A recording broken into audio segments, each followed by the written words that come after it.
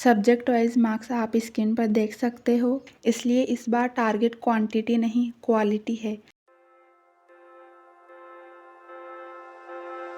हर बार motivation से start किया, लेकिन इस बार कंसिस्टेंसी से स्टार्ट करना है, क्योंकि मोटिवेशन तो 2-3 दिन का गेस्ट होता है, असली गेम तो कंसिस्टेंसी का ही है। गुड मॉर्निंग एवरीवन, मैं हूं निकिता और मैं एसएससी सीजीएल 2026 की प्रिपरेशन कर रही हूं। सबसे पहले मैंने अपना स्टडी एरिया क्लीन किया, क्योंकि मेसी टेबल देखने के बाद में पढ़ाई का मन वैसे ही नहीं करता है। आज की शुरुआत मैंने वोकेबलरी से की और आज से मैं वोकेबलरी का रिवीजन बिल्कुल शुरू से स्टार्ट कर रही हूँ और इसे मैंने 3 पार्ट्स में डिवाइड कर दिया है। First OWS, second idioms and phrases and third synonym वाला सेक्शन। जिन वर्ड्स पर टिक लगा हुआ था, मतलब जो मैं बार बार भूल जाती हूँ, उनका प्रॉपर रिवीजन करूँगी। और इस बार एक चीज़ अलग करने वाली हूँ। पहले मैं एक ही दिन में 500 to 600 वर्ड्स याद करने की कोशिश करती थी और अगले दिन आधे वर्ड्स भी याद नहीं रहते थे। इसलिए इस बार टारगेट क्वांटिटी नहीं क्वालिटी है। चाहे कम वर्ड्स याद हो, लेकिन ऐसे याद करूँ कि एग्ज़ाम तक साथ रहे।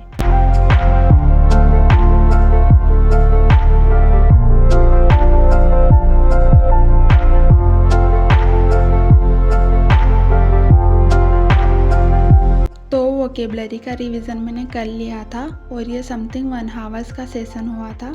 धीरे धीरे मैं टाइम बढ़ा दूंगी। फिर मैंने लिया एक छोटा सा कॉफ़ी ब्रेक।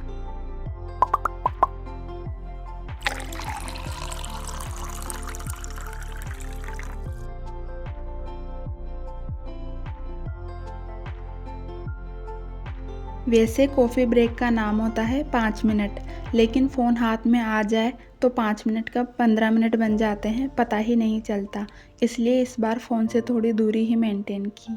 कॉफ़ी के साथ मैंने बायोलॉजी का रिवीजन स्टार्ट किया। हर बार मैं रिवीजन की शुरुआत पॉलिटी या हिस्ट्री से ही करती हूँ, लेकिन इस बार सोचा थोड़ा स्ट्रेटजी चेंज करते हैं। मेरे बायोलॉजी में क्वेश्चंस कंपैरेटिवली कम सही हो पाते हैं और सिलेबस भी इसका काफ़ी बड़ा है, इसलिए सोचा कि जिस सब्जेक्ट में इम्प्रूवमेंट की सबसे ज़्यादा ज़रूरत है वहीं से स्टार्ट करना चाहिए। और बायोलॉजी में मैं सिर्फ पढ़ नहीं रही हूँ, बल्कि उन टॉपिक्स पर ज़्यादा फोकस कर रही हूँ जहाँ से बार बार क्वेश्चंस रिपीट होते हैं, क्योंकि एग्ज़ाम में भी वही काम आएगा जो बार बार पूछा जाता है।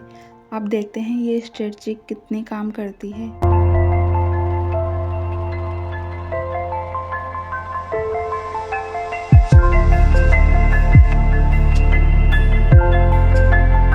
उसके बाद टाइम था फ्राइडे लाइव मॉक का और मैंने डिसाइड किया है कि 15 डेज़ चैलेंज में मैं रोज़ एक मॉक दूंगी और हर दिन का स्कोर आपके साथ होनेस्टली शेयर करूंगी, चाहे स्कोर अच्छा है या बुरा। एडिटिंग में मार्क्स बढ़ने वाले तो हैं नहीं।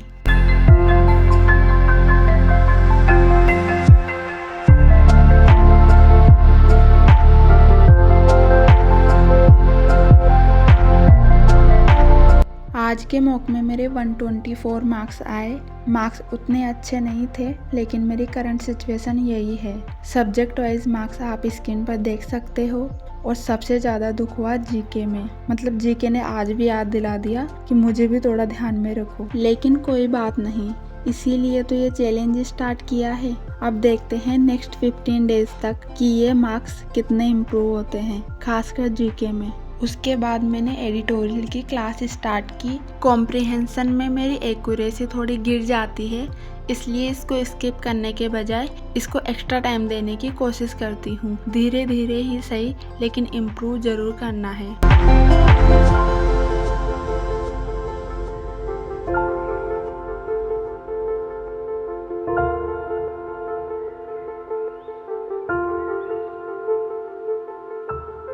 उसके बाद मैं थोड़ी फ्रेश होने चली गई थी और पढ़ाई के बीच में ब्रेक लेना भी ज़रूरी होता है। दिन वापस आकर मैंने कैलकुलेशन प्रैक्टिस स्टार्ट की।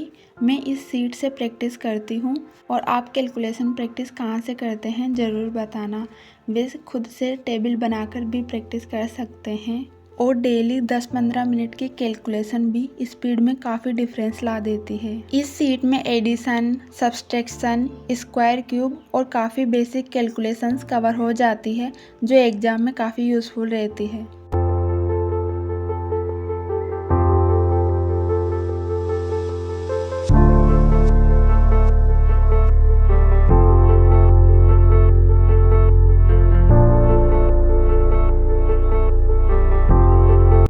उसके बाद मैंने फॉर्मूलाज रिवाइज किए और आज मैं कोऑर्डिनेट ज्योमेट्री से स्टार्ट कर रही हूँ, देन प्रिज्म एंड पिरामिड करूँगी। मतलब जिन टॉपिक्स के क्वेश्चंस मुझसे कम बन पाते हैं या फॉर्मूला मुझे कम याद रहते हैं, बार बार भूल जाती हूँ, उनका रिवीजन मैं सबसे पहले करूँगी। और इनका याद रहना एक बात है और एग्ज़ाम के टाइम पे याद आ जाना अलग बात है, इसलिए रिवीजन इज़ अ मस्ट।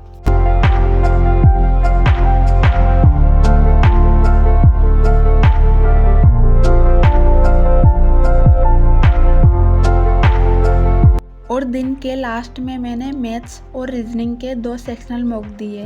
मैं कोशिश करूँगी कि यह भी डेली बेसिस पर कर दूँ ताकि हर सब्जेक्ट की प्रोग्रेस अलग से ट्रैक हो सके। रीजनिंग में मेरे मार्क्स 45 आउट ऑफ 50 थे और ये पेपर मैंने 12 मिनट के अंदर कंप्लीट कर लिया था, लेकिन 2 क्वेश्चंस मेरे रॉन्ग हो गए।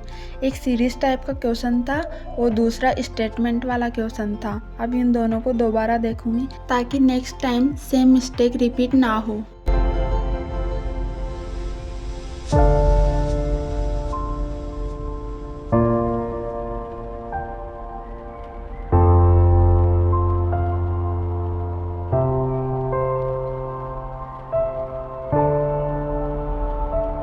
और मैथ्स में मेरे 29.5 मार्क्स ही आए और एक क्वेश्चन सिली मिस्टेक से गलत हो गया था। उसके बाद मैंने अपनी टू डू लिस्ट चेक की और सच बताऊं, दिन का सबसे सेटिस्फाइंग मोमेंट वही होता है जब सारे बॉक्सेस टिक हो जाते हैं।